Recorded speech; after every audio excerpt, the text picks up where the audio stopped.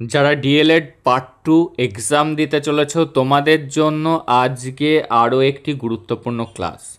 এটি একটি রিকোয়েস্টের ক্লাস এবং কোশ্চেনটি যথেষ্ট গুরুত্বপূর্ণ কোশ্চেন।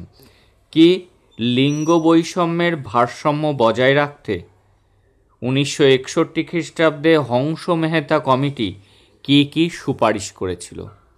এই কোশ্চেনটির জাস্ট দুবার একটু মন দিয়ে এই ক্লাসটি দেখবে, তুমি এক্সামে অতি সহজেই এই কোশ্চেনের আনসার লিখে আসতে পারবে। জাস্ট দুবার মনোযোগ সহকারে এই ক্লাসটি করলেই আনসার রেডি এবং মুখস্থ জল।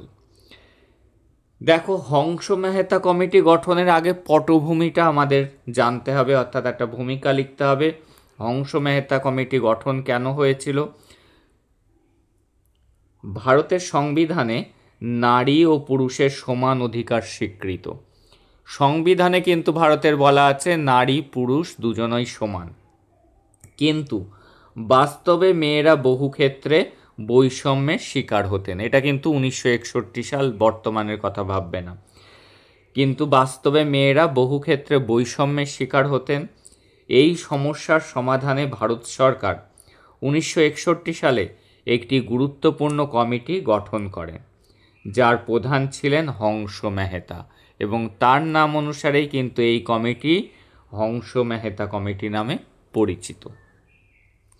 এই কমিটির উদ্দেশ্য ছিল নারী ও পুরুষের মধ্যে সমান অধিকার ও সমান সুযোগ কিভাবে বাস্তবে আনা যায় সেই বিষয়ে সুপারিশ দেওয়া।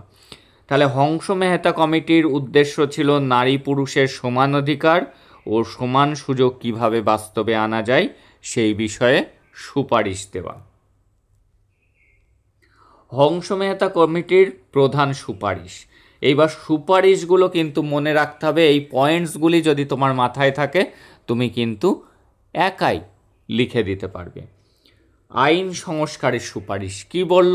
যে আইনগুলি রয়েছে সেই বৈষম্যপূর্ণ আইনগুলিকে সংস্কার করতে হবে।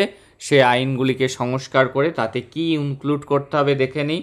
কমিটি বলেছিল অনেক পুরনো আইন মেয়েদের প্রতি বৈষম্যের সৃষ্টি করে, তাই এই সব আইন বদলাতে হবে। তাহলে কি আইন সংস্কারের সুপারিশ, এই হেডিংটা মনে রাখলেই তুমি লিখতে পারবে যে অনেক পুরনো আইন ছিল যেগুলি বৈষম্যপূর্ণ, তাই নতুন আইন বা আইনগুলোকে কারেকশান করার কথা বলে হংস মেহতা কমিটি। যেমন বিবাহ সংক্রান্ত যে আইন আছে, বিবাহের রেজিস্ট্রেশন করাতে হবে, বিবাহ বিচ্ছেদ, উত্তরাধিকার, মেয়েদের কোনো উত্তরাধিকারী হতে পারবে না, সম্পত্তির অধিকার পাবে না, এই সব আইনগুলিকে কারেকশান করা, সম্পত্তির অধিকার ইত্যাদি বিষয়ে আইনি সমতা আনা।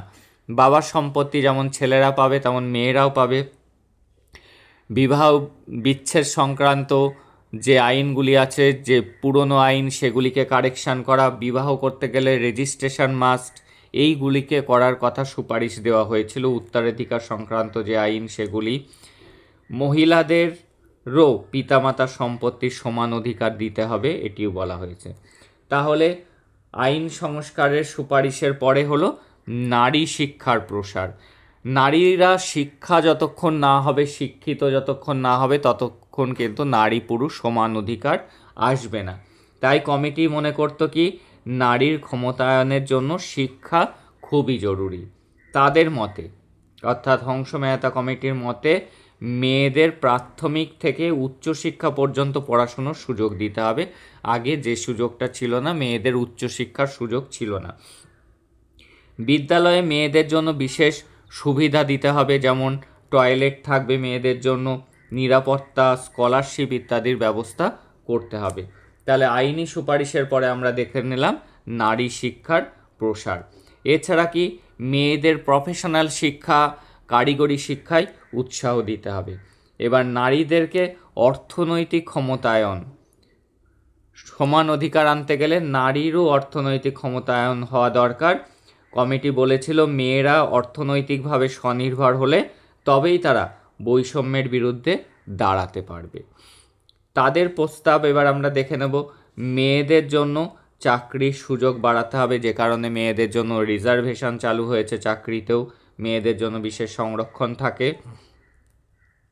কর্মক্ষেত্রে মেয়েদের প্রতি বৈষম্য বন্ধ করতে হবে। আর কি, গর্ভাবস্থায় মেয়েদেরকে ছুটি, মাতৃত্বকালীন ছুটি ও স্বাস্থ্য সুবিধা দিতে হবে। তাহলে নারী শিক্ষার প্রসারের কথা আমরা জানলাম। নারীদের অর্থনৈতিক ক্ষমতায়ন, আইন সংস্কার, এই পয়েন্টসগুলিকে আমাদের কিন্তু মাথার মধ্যে রেখে দিতে হবে। রাজনৈতিক অংশগ্রহণ, সমান অধিকার দিতে গেলে কেবলমাত্র পুরুষরাই ভোটে দাঁড়াবে, মেয়েদের সেই অধিকার থাকবে না, তাহলে কিন্তু নারী পুরুষ সমান হতে পারবে না। কমিটি বলেছিল মেয়েদের রাজনৈতিক অংশগ্রহণ বাড়াতে হবে। রাজনৈতিক অংশগ্রহণ না বাড়লে নারী পুরুষ সমতা আসবে না। মেয়েদেরকে পঞ্চায়েত, পৌরসভা, সংসদে অংশগ্রহণ করতে উৎসাহ দিতে হবে। রাজনৈতিক দলে নারীদের জন্য সংরক্ষিত আসনের কথা চিন্তা করা উচিত, এবং রাজনৈতিক দলেও কিন্তু নেতার পাশাপাশি নেত্রীও রাখতে হবে। তাহলে বোঝা গেল রাজনৈতিক অংশগ্রহণে দিতে হবে। এইবার যারা ঘরোয়া, ঘরের কাজের স্বীকৃতি, তাদেরকেও কিন্তু স্বীকৃতি দিতে হবে। কমিটি বলেছিল মেয়েরা যারা ঘরের কাজ করেন তাদের কাজেও সম্মান ও স্বীকৃতি দিতে হবে। এই কাজগুলো অদৃশ্য শ্রম হলেও সমাজের জন্য খুব গুরুত্বপূর্ণ। তাই গৃহিণীদের অবদানকে সম্মান করতে হবে। আর কি গুরুত্বপূর্ণ, নারী পাচার রোধে ব্যবস্থা নিতে হবে। কমিটি বলেছিল নারী পাচার, শিশু বিবাহ ইত্যাদি সামাজিক সমস্যার বিরুদ্ধে কড়া আইন করতে হবে। এসব বন্ধে প্রশাসনের সক্রিয় ভূমিকা প্রয়োজন। সচেতনতা আর প্রচার, সচেতনতা না থাকলে কিন্তু কোনো কিছুই হবে না। কমিটি বলেছিল সমাজে সচেতনতা গড়তে হবে। সমাজ যতদিন সচেতন না হবে ততদিন কিন্তু নারী পুরুষ সমান অধিকার হবে না। তাই এই সচেতনতা বাড়ানোর জন্য তারা কি সুপারিশ করেছিল? টিভি, রেডিও, সিনেমা, স্কুল ইত্যাদিতে মেয়েদের অধিকার নিয়ে প্রচার করতে হবে। সমাজকে বোঝাতে হবে ছেলে এবং মেয়ে উভয়ই সমান। আর উপসংহার দেখো, হংস মেহতা কমিটি ভারতে নারী অধিকারের ইতিহাসে একটি গুরুত্বপূর্ণ অধ্যায়। তাদের সুপারিশগুলো নারীর অধিকার, সম্মান ও সমান সুযোগ নিশ্চিত করার ক্ষেত্রে পথ প্রদর্শন করে। তাহলে এই কমিটির সুপারিশ অনুযায়ী কি হয়?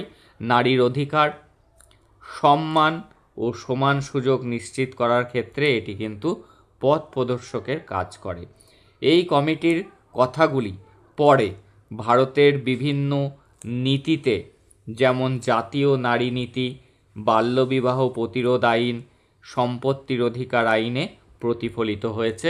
সরকার পরবর্তীতে বিল নিয়ে এসে যে ভুল ত্রুটিগুলো ছিল সেগুলিকে সংস্কার করেছে, আইনি সংস্কার করা হয়েছে। আজ আমরা যদি সত্যিকারের লিঙ্গ সমতা যদি আমরা সত্যিকারের লিঙ্গ সমতা চাই, তাহলে হংস মেহতা কমিটির সুপারিশগুলো মনে রাখা এবং বাস্তবায়ন করাটা খুব দরকার। এই একদম সহজ সরল ভাষায়, বইয়ের থেকে অনেক সহজ ভাষাতে লেখা হলো। এবার কয়েকবার পয়েন্টসগুলোকে যদি মাথায় রাখো তাহলে তুমি নিজের ভাষাতেই, তুমি তো বিষয়টি বুঝে গেলে, নিজের ভাষাতেই কিন্তু এটা লিখে আসবে, পয়েন্টগুলো করবে পয়েন্ট ওয়াইজ। তুমি সেই পয়েন্ট দেখলেই তুমি বুঝতে পারবে যে তোমাকে কি লিখতে হবে। এই ছিল একটা গুরুত্বপূর্ণ কোশ্চেন।